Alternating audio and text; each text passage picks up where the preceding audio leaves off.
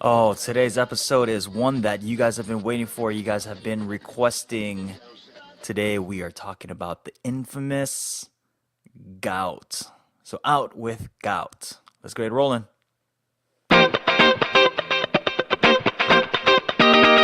Welcome to the What Up Doc University podcast, your number one resource for total body wellness. Here's your host, Dr. Mike.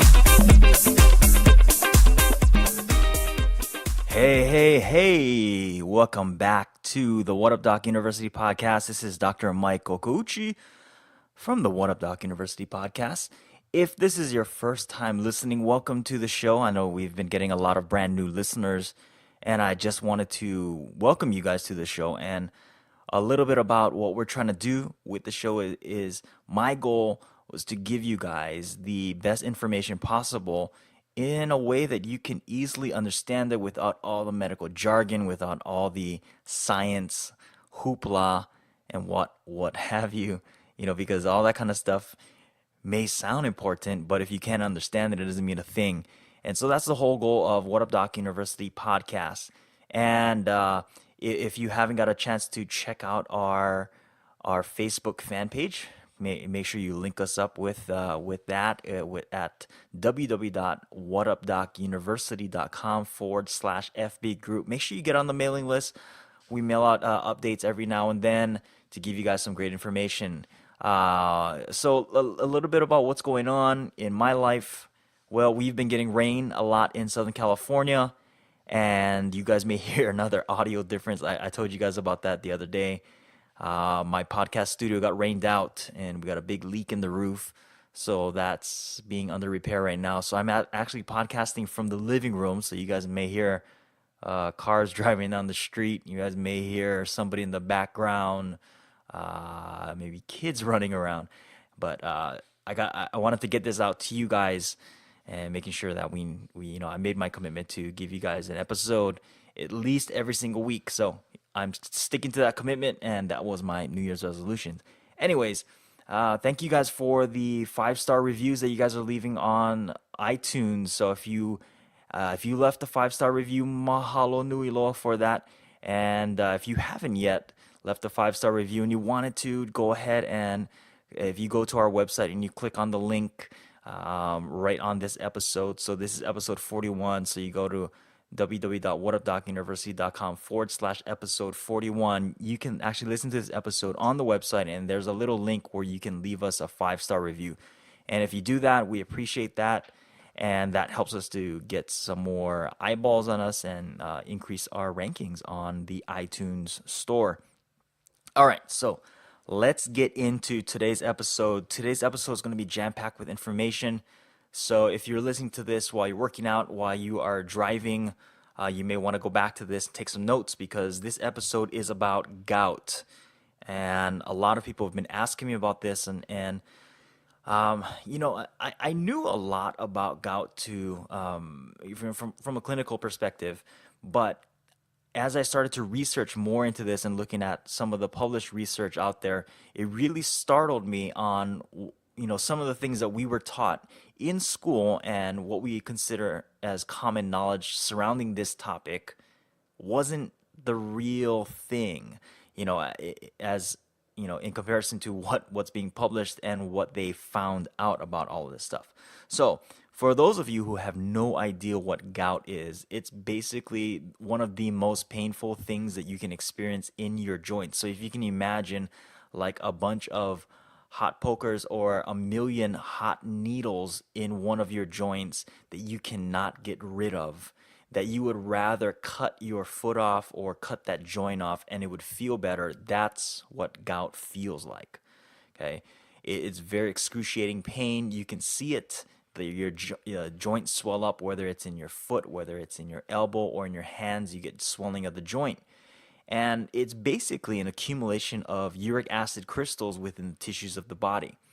Now, there are some things that predispose you to gout. So it may be a familial connection, more so on what your family chooses to eat. Now, there may be some genetic things that's involved with the inability or the buildup of uric acid in your body. Now that may be a causative factor. Um, One of the other predisposing factors is you're a man, you can be overweight, drinking too much alcohol is another one. Eating too many foods that are rich in purines. We'll get a little bit into that on purines. You can also be deficient in a specific enzyme that breaks down purines. Another thing that predisposes you, you could be exposed to lead in the environment. So if you have an environment that has lead, or you grew up in the time where they had lead in gasoline or lead in the paints, this will also predispose you to gout. Or maybe you had an organ transplant. Organ transplant is another predisposing factor. Or maybe you use some medicines such as diuretics, cyclosporine, levodopa, aspirin, or you maybe take a lot of niacin. These are all predisposing factors. Now, what happens in gout is that your body takes proteins, right?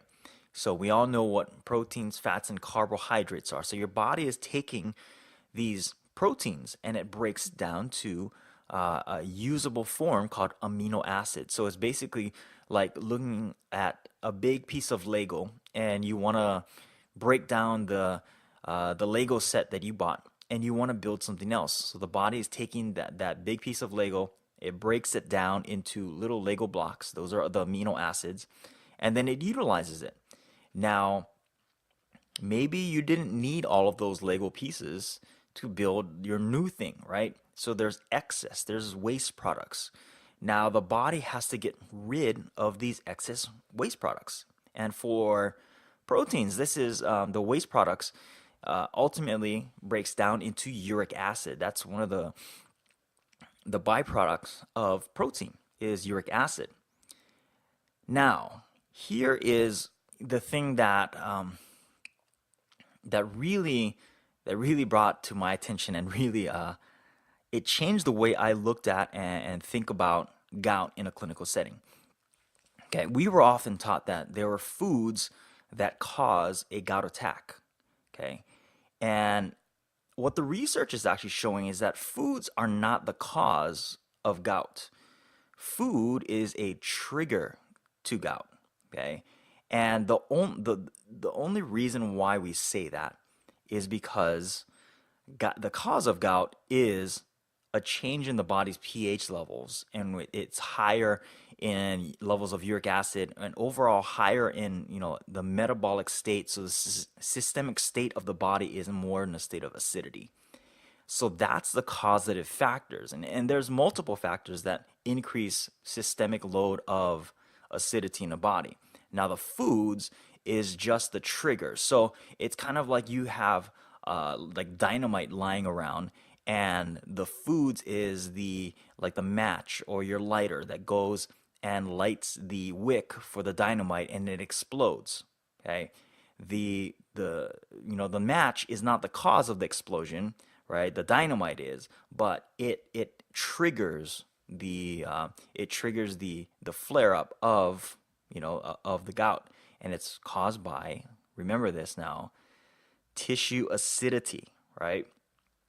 So basically what's happening here is you're getting a concentration of this salt called monosodium urate. And again, that's just the breakdown of proteins, okay?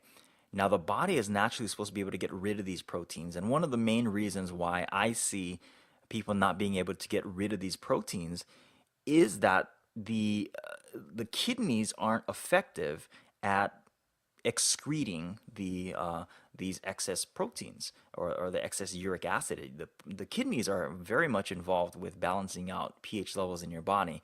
So if you have a toxic load on your body, if you're exposed to a lot of pesticides, insecticides, herbs, what have you, all these different toxins, they're putting a toxic load on your kidneys, which will then, if your kidneys have to focus on that, and it puts the excess amino acids and the purines and the uric acid, it puts that aside. What do you think happens? Well, it builds up. Okay, now you have different types of lifestyles that will obviously increase that. Drinking a lot of alcohol, smoking, eating a lot of refined carbohydrates. All of these things put an excess load on the body. And if you've listened to a lot of the previous podcasts, you'll hear that I'm really big on the fact that the body is all about adaptation. I don't in clinic I don't see that the body it goes into a state of disease, but rather in a state of dysfunction and a state of adaptation. The body is trying to adapt because of the environment that we put it into. So when we have a lifestyle that increases the acidic load, well, then the body has to compensate for that. Okay. So and if you look at gout, gout is actually the body's protective mechanism of you for you dying. Because if this uric acid level increases within the blood, you're going to get problems, right? If the blood pH level changes, you're going to die. So what the body does is it shuttles all of this uric acid away from the blood, away from the tissues, and it wants to get it away from the tissues as far as possible. So it puts it into the joints, into the extracellular matrix, and then it gets to a point where it crystallizes. And this is what we know as gout. And remember what causes gout? Uric acid levels rising in the tissues. And then something needs to trigger it. Okay, so you need something like the foods that you're eating, the lifestyle, maybe even stressors can become triggers for that. Okay. Now, an important risk factor for the crystallization of uric acid and even kidney stones is when you measure your urine pH and it's relatively low. So you can go out and get pH test paper. Hydrion is one of the best ones that I like. You can just go on Amazon and order those. And you measure the pH of your urine, and if it's consistently below 5.5, you are predisposed to gout flare-ups because you're on that state of acidity, and your body, all it needs is that one trigger to set off those uric acids to crystallize. Okay, that is a telltale sign. Other things that may speed up the process of crystallization is a drop in temperature. So if you live in colder climates, or you went from the transition from summer to fall into winter, and maybe the climate that you live in was maybe in the 80s or 90s, and then all of a sudden you're in the 30s and 40s, you're more predisposed to a gout flare up. Strenuous exercise, lack of oxygen delivery. So if you're not getting good oxygen delivery to the tissues, that's another big reason. Some things that may cause lack of oxygen delivery could be a decrease in the electrical voltage of your body. Because what happens to the red blood cells is that they clump up together. So instead of looking like nice little donuts flowing through your bloodstream, they look like stacks of coins that can't really get through the capillaries effectively. And they stack up and they make your blood actually thicker. You could be dehydrated. You got to drink more water. It's very, very simple. If you see, all of these things is having to do with an adaptation to the environment that you are in. Okay. Some things that are linked towards gout, things like type 2 diabetes, metabolic syndrome, cardiovascular disease. So if you have gout, you're more predisposed to having cardiovascular disease. And all of these things are just chronic health diseases. They all tie together to a lifestyle of compromising the body and the cells in the body. Here's some of the things that really shocked me when I read some of the research, and it looked at, well, what were the main triggers for gout attacks.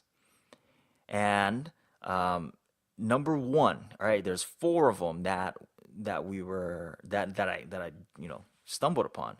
Number one was exposure to mycotoxins. So no, this is not toxins that comes from Dr. Mike.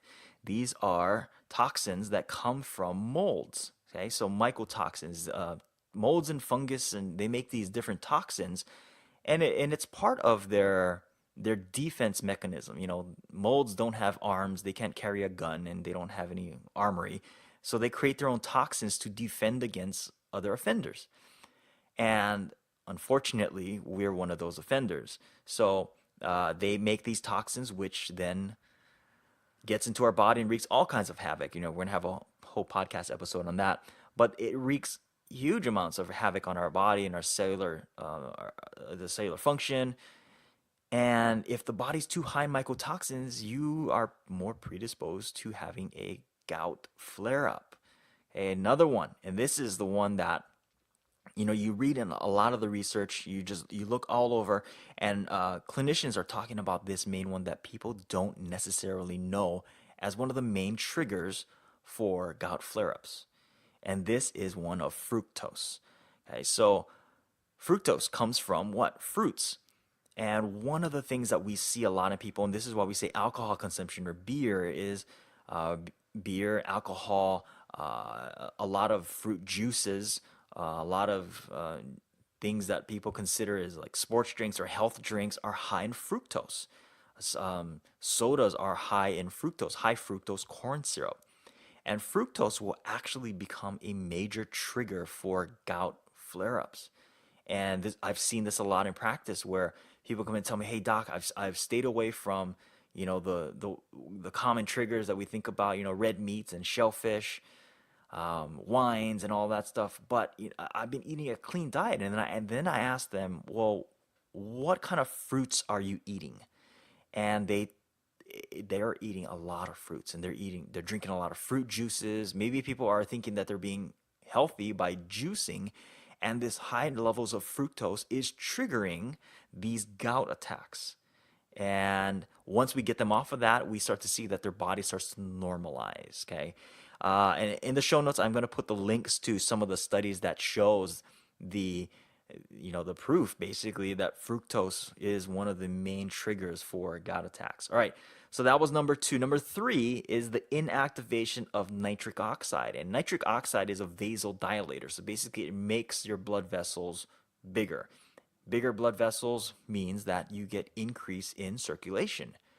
And when you get decrease in circulation, what happens? You get decrease in oxygen delivery, which then predisposes you towards metabolic acidosis. And then you get what? You get gout flare-ups. So inactivation of nitric oxide, and this can happen in numerous ways. And I'm going to put a link to the study that really discovered that one. And then number 4 was cell damage due to reactive oxygen species, basically oxidative damage that's happening to the cells.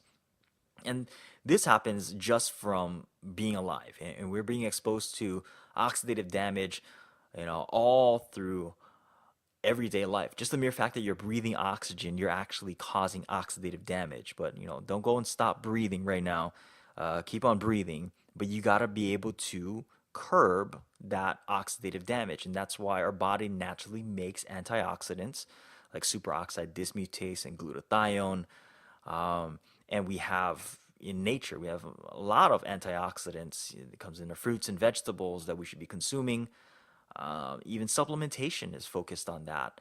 So having a lot of antioxidants in our daily lives is essential to curbing our body from chronic health diseases, especially gout. All right, let's move on to let me just step back here. There's a study I wanted to read to you guys that talks about the effect of body mass index, so BMI, in the relationship to sugar sweetened beverages intake. Let me look at what's the study name here. BMI modulates the relationship of sugar sweetened beverage intake with serum urate concentrations in gout. Basically, it's saying that if your BMI, your body mass index, in the relation to how much soda or fruit beverages you drink, how does that influence gout? And the result says the data suggests that BMI influences serum urate and gout risk in response to chronic sugary beverage intake. So basically what they're saying is that obesity and being overweight will increase or predispose you more towards a gout flare up. And guys, this is not like earth-shattering revelations, but I wanted to stress the importance of making sure that we're getting our body balanced, And being in a higher BMI category, is one of the things that predisposes us to all kinds of different ailments. And if you go back to the other episode where I talked about metabolic obesity and normal weight, now we even see that we can't necessarily rely on our weight. We need to look at the other factors on our metabolic paneling, okay? Now, we know all these things. I just told you guys about gout. I told you about some of the what it is, some of the predisposing factors, what are some of the common triggers. So now what do we do? How do we prevent this? And two, if you do have an attack, what are some of the natural things that you can do? Because I know a lot of people, one of the main questions that they have is, Doc, I don't want to be on allopurinol for the rest of my life. I don't want to have to rely on that because there's other side effects of allopurinol that you don't necessarily need. Well, there are things that you can do. So the number one thing is you got to figure out which foods agree with you and which ones don't. And there are specific ways that you can do that. There's a general way that you can do that. You can just eliminate all the main offenders that you think of, and then start adding it back in one at a time and see which one causes a trigger. And then just don't consume that, right? If you know that drinking red wine is the main trigger for a flare up, stay away from red wine unless you want the pain and suffering. Then stick with the red wine. But if you want to really get rid of it, you got to get rid of the triggers. All right. But now, going back even further, if we understand that the cause of it all is metabolic acidosis, and the cause of metabolic acidosis usually comes from lifestyle and the kidneys not working properly, you've got to make sure that we start detoxifying the kidneys. So go back to the podcast where I talk about detoxification and the proper way that you need to detoxify. And one of those ways is to get the kidneys clean. And I'll give you a big hint. One way to get the kidneys to work properly is drink more water. Okay? Drink more water. You got to be drinking more water. Drink good water and stay hydrated. That will help your body to start balancing out the metabolic acidosis that's going on in your body and putting a burden on your kidneys. Okay. So you're figuring out which foods you don't agree with, or your body doesn't agree with. Number two is keep your fructose consumption to less than 15 grams a day. Okay. You got to be conscious about that because fructose is one of the major triggers for gout attacks. So keep that to less than 15 grams per day. Some things that you can eat, and this is, it may seem contrary to what I just said, but cherries can actually reverse gout. And there's a component within cherries. I'm not going to get into the specifics of it, but it basically blocks this enzyme called cyclooxygenase 1 and cyclooxygenase 2.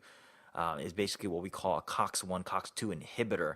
And this is what stuff like Vioxx, that was its goal. Unfortunately, Vioxx also killed people. Cherries don't unless you choke on the seeds. So you can eat cherries to get rid of the effects of gout and reverse all of that kind of stuff. Anthocyanins. Anthocyanins is a really, really important one. It's a really important antioxidant to be consuming. Anthocyanins, quercitin. So anthocyanins you can find in almost any colorful fruit. Quercitin is commonly found in onions. Has one of the biggest concentrations in onions. Proteolytic enzymes is another one. So stuff like bromelain, papain, lipase, protease. These are the ones that will help eat away at all of that excess stuff that doesn't need to be there that causes flare-ups. Pantothenic acid is another big one. That's part of the B complex. Apple cider vinegar is just something that everybody needs to have around. If you have, especially if indigestion, you need actually more acidity in your stomach. So having apple cider vinegar is very, very important. Alfalfa. So eating alfalfa. So go make your sandwich. Just don't put fruits in your sandwich, and eat some alfalfa. And another one is nutmeg. So maybe you guys can make an alfalfa, nutmeg, pantothenic, quercetin, having some onions in your sandwich with some bell peppers and then top it off with some apple cider vinegar, and that will be your gout recipe. Anyways, I hope that that this was something that you guys can take home to a friend or family member, utilize the information.